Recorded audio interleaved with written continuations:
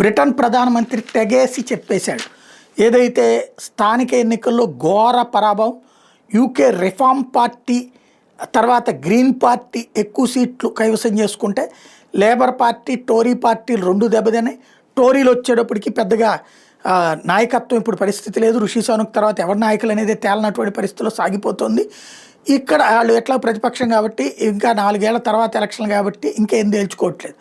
అధికారంలో ఉన్నటువంటి Keir Starmer ప్రభుత్వం మీద తీవ్ర వ్యతిరేకత, మంత్రులు రాజీనామా చేయమని డిమాండ్ చేయడం, 24 గంటలు రాజీనామా చేస్తావా లేదా అని చెప్పడం, అలాగే చేయకపోతే ఊరుకోమని చెప్పడం, 70 మంది దాకా ఎంపీలు ఆయన రాజీనామాని డిమాండ్ చేస్తూ లేఖ విడుదల చేయడం, వీటన్నిటి మధ్యన ఇప్పుడు కీర్ స్టార్మర్ తను రాజీనామా చేయడానికి నిరాకరించాడు. వాస్తవంగా 10 నెలలు అయింది అతని పరిపాలన.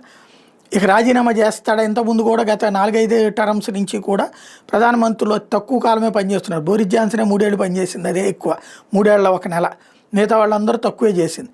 ఇప్పుడు ఈ నేపథ్యంలో ఏదైతే కీర్ స్టార్మర్ రాజీనామాకి నిరాకరించారు, నేను నైతిక బాధ్యత వహిస్తున్నానని చెప్పాను, కానీ పార్టీకి సంబంధించి నన్ను కాదని ముందుకెళ్లే పరిస్థితి లేదు, నేనైతే రాజీనామా చేయనని చెప్తున్నాడు.